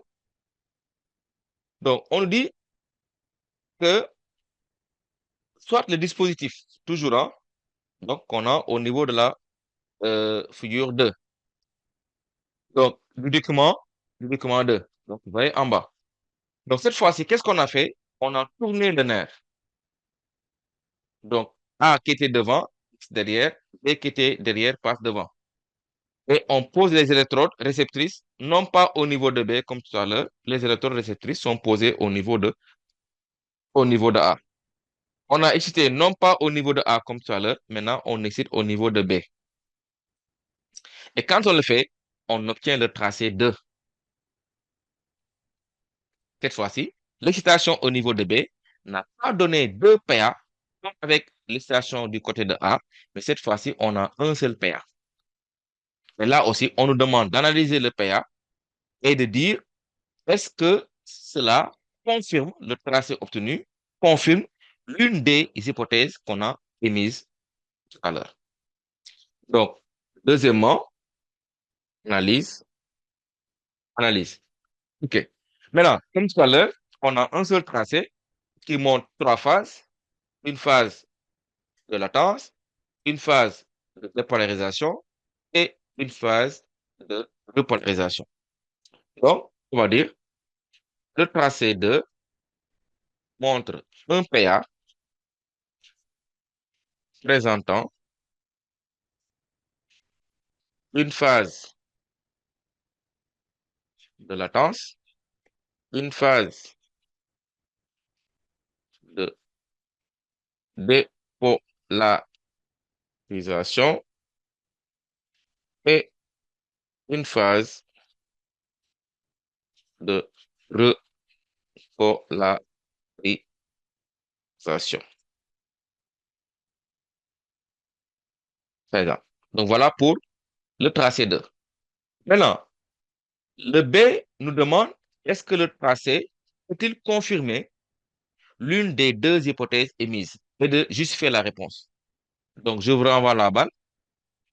Oui. So, Je pense que ça ne peut pas confirmer ces hypothèses, sachant que là, on a juste un potentiel d'action, alors que au niveau du tracé A, on en a deux. aha. Mhm. Non, il ne faut pas être aussi simpliste que ça hein, dans la réponse. Il faut aller chercher un peu plus loin que ça. Donc, Nogay, oui, Nogay. Bon, le micro est coupé, Nogay, on t'entend pas. Je venais de dire que cela pourrait être conforme avec notre dernière hypothèse. Très bien. Quelle hypothèse? La deuxième. La deuxième, Voilà. Maintenant, pourquoi tu le dis? car ici, on a mis en évidence le sens de circulation du message nerveux dans la synapse. Mhm, Et au niveau d'une fibre myélinisée, mhm, l'influx nerveux circule du corps cellulaire vers les terminaisons nerveuses. mhm. Euh, c'est tout cela. Voilà. Donc, c'est ça en fait. Donc, la deuxième hypothèse qui consiste à dire que nous avons la présence de synapses.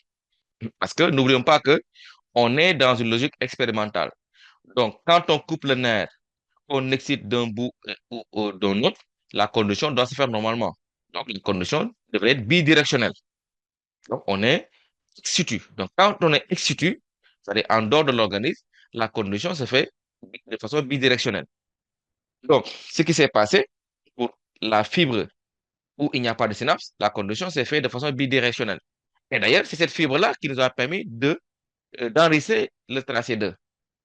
Mais la fibre où on a présent de synapse n'a pas pu permettre de faire un enregistrement. Parce que quand vous intervertissez, donc le centre de conduction va poser problème pour cette fibre-là.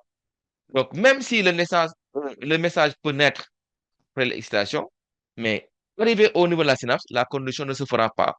Parce que l'influx ne peut pas traverser la synapse dans le sens corps cellulaire, arborisation terminale. Donc, vous voyez, donc l'influx ne peut pas traverser dans ce cas-là corps cellulaire, arborisation terminale. Mais l'influx doit normalement passer arborisation terminale, corps cellulaire. Donc, ce que Noguet a essayé de dire en disant, donc corps cellulaire, terminaison, et voilà. Donc, ici, lors de la transmission, le message doit provenir du bouton synaptique. Parce que c'est là où justement nous avons les médiateurs chimiques. C'est là où nous avons les vésicules synaptiques. Mais au niveau du corps cellulaire, on n'a pas de vésicules synaptiques, on n'a pas de neurotransmetteurs. Donc, même si l'information par extraordinaire arrivée à ce niveau-là, il ne pourra pas passer parce que le corps cellulaire ne dispose pas de médiateurs chimiques. Le corps cellulaire ne dispose pas des vésicules synaptiques permettant de faire passer l'information au niveau du bouton synaptique.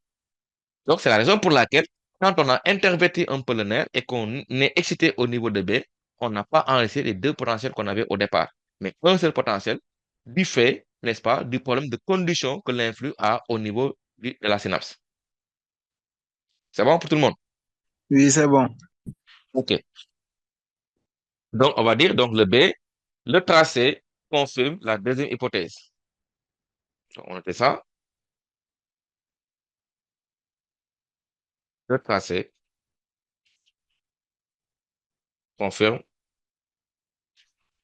la deuxième hypothèse.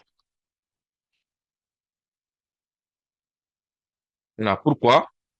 Parce que, on l'a dit, en intervertissant, car et en renversant le nerf, l'influx nerveux naît de l'excitation du côté de B ne pourra pas traverser la synapse dans le sens corps cellulaire, bouton synaptique. Donc voilà, chers élèves, le pourquoi, n'est-ce pas, de l'hypothèse 2 qui se confirme. Donc, ça nous montre qu'en réalité, donc au niveau du ganglion, la présence des synapses va faire que quand on intervertit le nerf et qu'on excite du côté de B, ça ne permettra pas le passage de l'influx nerveux. Ce qui fait que l'électrode ne pourra enregistrer qu'un seul potentiel. Et c'est quel potentiel? C'est le potentiel de la branche où il n'y a pas de synapse.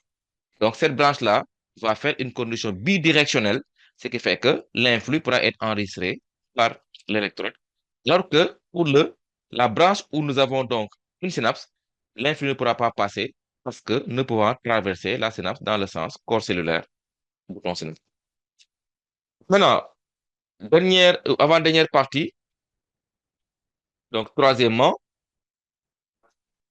on dit maintenant qu'on reprend les conditions de simulation de l'expérience. Mais auparavant, donc, ça veut dire qu'on retourne à la situation de départ. C'est-à-dire qu'on retourne encore le nerf pour avoir A devant, B derrière. Ok. Maintenant, qu'est-ce qu'on a fait après avoir fait ça? On a injecté le curare au niveau au niveau du ganglion, comme le montre donc le schéma. Ok? Maintenant, après, on excite au niveau de A cette fois-ci. On n'a pas essayé au niveau de B, mais on a essayé au niveau de A. Et qu'est-ce qui se passe? Là également, si on le fait, on voit que, donc, on enregistre le tracé 3. Donc, le tracé 3 qui est identique au tracé 2. Donc, cette fois-ci, on pouvait s'attendre à retrouver encore les deux tracés qu'on avait. Donc, les deux potentiels qu'on avait avec le tracé 1. Puisqu'on a essayé comme le tracé 1 au niveau de A. Mais ce qu'on a fait avant cela, c'est qu'on a injecté du curare au niveau du ganglion. En le faisant, on excite au niveau de A, on n'obtient plus les deux PA qu'on avait au départ, mais on se retrouve avec un seul PA, comme, n'est-ce pas, avec l'excitation du nerf du côté de B. Et maintenant, on demande de comparer les tracés 1 et le tracé 3. OK? C'est bon? Maintenant, ici, si on compare, on voit que donc les tracés 1 et les tracés 2, 3 plutôt, sont identiques. Donc, chaque tracé montre une latence, une dépolarisation suivie d'une repolarisation. Donc, les deux tracés sont identiques. OK? Donc, on va dire, pour la comparaison des tracés 1 et 3. Oui, Amina? Le tracé 3, c'est pas un seul potentiel d'action. Oui, c'est un seul PA que nous avons. Donc, pourquoi on dit que c'est identique, les tracés 1 et 3? Donc, on a dit quoi? 1 et, 3, 1 3. et 3. Oui, Oui. oui, excusez-moi. Donc, 1 et 3, oui. Donc, c'est pas 1 et 2. Hein? Non, c'est pas 3 et 2, c'est 1 et 3. Hein? C'est bien ça. Voilà, donc c'est 1 et 3. Oui, c'est ça. Oui. Donc, voilà, bien sûr. Voilà, merci. Donc, ici, bon, si on compare 1 et 3, on voit que pour 1, on a 2 PA. Pour 3, on a un seul PA. OK? Donc, on va dire que pour la comparaison, donc la simulation du nerf près de A donne 2 PA. La simulation du nerf près de A donne 2 PA. Par contre, en injectant du curare, virgule, et puis point virgule, du curare, cette simulation donne un seul PA. Donc, un seul PA. OK. Donc, voilà. Donc, pour le tracé 3, on a un PA, mais pour le tracé 2, le 1, pour le tracé 1, nous avons 2 PA. Malgré le fait que on est excité toujours du même côté, c'est-à-dire le côté A. Maintenant, on demande maintenant d'expliquer les différences entre les tracés. Donc, comment on peut expliquer les différences? Oui, quelqu'un? Amignan et Nogay? Bon, peut-être l'une va parler et l'autre va peut-être... voilà. Bon, on commence par Amignan, après on va terminer par Nogay. Amignan? Je pense qu'on pourrait dire que le curare a bloqué une des voies, comme on avait deux voies, une voie avec synapse et une voie sans synapse. Maintenant, l'injection du curare a bloqué la voie avec synapse, donc on a enregistré un seul PA. Voilà. Donc, très bien. C'est ça en fait. Bon, Nogay, c'est ça que tu veux dire? Oui, c'est ça que je voulais dire. Voilà. Donc ici, en fait, la différence des enregistrements vient du fait que quand on a injecté le curare a bloqué la transmission synaptique. Parce qu'on a dit dans les hypothèses qui ont été confirmées que, en fait, nous avons bel et bien dans le ganglion la présence d'une synapse. Maintenant, en mettant le curare dans ce ganglion-là, le synapse va bloquer la transmission synaptique. Donc, du coup, même si on excite du côté de A et pour s'attendre à avoir donc deux PA comme on l'a eu initialement, ici, ça ne marchera pas. Pourquoi? Parce que dans la branche où nous avons la synapse, la transmission sera bloquée par le curare. Du coup, donc l'enregistrement nous donne un seul PA au niveau du tracé 3. C'est bon? Donc, Oui, on va noter. Donc, la différence hein, entre les tracés 1 et 3 s'explique par le fait que l'injection du curare bloque la transmission synaptique. Ok. Donc, de ce fait, en excitant le nerf près de A, seule la branche n'ayant pas de synapse conduit l'influx nerveux jusqu'à terme. Bon, et quand je parle de jusqu'à terme, c'est jusqu'à ce que ça arrive au niveau de l'électrode. Donc voilà, chers élèves, ici donc ce qu'il fallait comprendre donc par rapport à l'enregistrement 3 suite à l'injection donc de curare. Et maintenant, la dernière question, on demande maintenant en se référant à la figure de représenter les circuits neuroniques qui expliquent les tracés obtenus, c'est-à-dire le tracé 1, le tracé 2 et le tracé 3. Et comme on l'a dit, donc c'est l'hypothèse de la présence de synapses qui est en fait l'hypothèse euh, valable, nous permettant d'expliquer tous les tracés qu'on a obtenus, que ce soit le tracé 1, le tracé 2 ou le tracé 3. Donc, ça fait quoi? On reprend le nerf, mais en y intégrant les deux types de fibres, donc les deux types de branches. Donc, la branche sans synapse et la branche avec synapse. Donc, ça donne quelque chose comme ça. Donc, si je reprends donc le schéma donc, du nerf, là, nous avons le ganglion. Par exemple, donc, ici, nous avons la fibre où nous n'avons pas, on va dire, de synapse. Et par exemple, la deuxième fibre où nous avons la présence de synapse au niveau ganglion. Par exemple. Voilà. Et donc, là, nous avons le côté A. Là, nous avons le ganglion. Et là, nous avons le côté B. Et donc, l'influx circule dans ce sens-là. OK? Donc, voilà, ces élèves, le circuit, n'est-ce pas? Bon, là, je précise, hein, influx nerveux, le centre de circulation. Donc, voilà, ces élèves. Donc, le circuit neuronique ou les circuits neuroniques qu'il fallait envisager au niveau de ce nerf d'insecte qui, en réalité, présenterait deux catégories de fibres. Donc, une fibre où nous n'avons pas de synapse et une fibre où nous avons une synapse.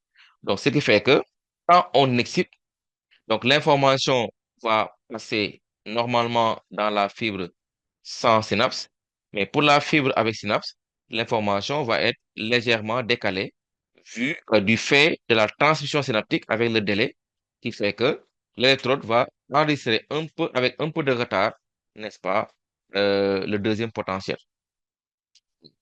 Donc, voilà ce que j'ai voulu vous proposer aujourd'hui pour attirer votre attention sur un élément important. Donc, à savoir les caractéristiques de l'influx nerveux et surtout également attirer votre attention sur les branchements. C'est extrêmement important. Parfois, vous ne faites pas attention à cela, on vous donne l'enregistrement, hop, vous sautez dessus. Il faut toujours essayer de comprendre le protocole, il faut toujours essayer de comprendre les branchements qu'on a effectués. Et deuxième chose également, il est important également de pouvoir formuler des hypothèses. Quand on forme une hypothèse, donc il faut que l'hypothèse soit plausible, c'est-à-dire qu'il faut que l'hypothèse nous permette plus ou moins de résoudre le problème que nous avons. Et dans la formulation, bon, même si ça, c'est pas tout le temps, on ne met pas tout le temps l'accent sur ça, mais pour être rigoureux, dans la formulation, il faut toujours présenter les hypothèses sous une forme au conditionnel. Voilà, donc, formuler les hypothèses au conditionnel. Donc voilà, chers élèves, donc ce que je voulais vous proposer aujourd'hui. Donc j'espère que tout le monde a bien intégré. Bon, il y a Ami qui a levé la main, oui. Je voulais savoir si dans les ganglions, habituellement, il y a des synapses ou bien c'est particulièrement le ganglion de cet insecte-là. Non, Parce que généralement, les zones de ganglion, n'est-ce pas? Bon, parce que je vois un peu à quoi vous faites référence avec le ganglion spinal, où nous n'avons pas de synapse. Bon, là, c'est assez particulier. Hein, voilà. Mais souvent ou parfois, dans les ganglions, on a des synapses. Bon, et ça, je vous renvoie, c'est pas seulement les insectes, je vous renvoie à l'activité cardiaque où nous avons la chaîne ganglionnaire. Donc, où, par exemple, les neurones ou les nerfs orthosympathiques, n'est-ce pas, font synapse avant d'arriver au niveau du cœur. Et parmi ces chaînes ganglionnaires-là, nous avons un ganglion assez particulier qu'on appelle donc le ganglion étoilé. Dans les zones ganglionnaires, généralement, on peut avoir des synapses en réalité. Donc, ce n'est pas que chez les insectes ou dans les ganglions, on peut avoir une synapse. Bon, maintenant, avec le ganglion spinal, ça, c'est assez particulier, c'est différent. Voilà. d'accord. Merci. Bon, maintenant, s'il n'y a pas d'autres réactions, donc on va devoir se séparer et je vous donne rendez-vous certainement la semaine prochaine pour d'autres voilà, exercices. Maintenant, je ne sais pas, je vais vous poser la question. Sur quoi vous aimeriez, par exemple, qu'on revienne la prochaine fois ou des leçons qui vous posent problème présentement. Euh, Bon, il y a Sénébou Nguer qui a levé la main. Oui, Sénébou. Bon, Sénébou, apparemment, elle a un problème de micro. Peut-être Abou. sur l'activité cardiaque et la pression artérielle. Bon, activité cardiaque et pression artérielle. Bon, je Et, vais noter. Donc, activité cardiaque et pression artérielle. mhm. Oui. Qui d'autre? Nogay, Sur les muscles et l'activité cardiaque aussi. muscle et activité cardiaque. Oui. OK. D'accord. Bon, les autres, donc, ça vous va, hein? Donc, si on revient sur ces deux leçons-là, ça vous va? Aminia, Les mouvements volontaires avec les voies pyramidales, extra-pyramidales, ça etc. pyramidal. OK, Oui. d'accord. Extra-pyramidal, donc les voies pyramidales et les voies extra-pyramidales. OK, c'est noté. Voilà. Donc, bon courage à tous. Bon, il faut qu'on ait à y croire. De toute façon, on est avec vous. On va vous accompagner du mieux que nous pouvons. Donc, pour vous aider à franchir avec brio donc, le bac. Et j'espère que tout le monde a un mental fort. De toute façon, on sera toujours là pour vous accompagner, Inch'Allah. Donc, à bientôt. Merci à tout le monde. Merci aussi. Et à vous. Ok.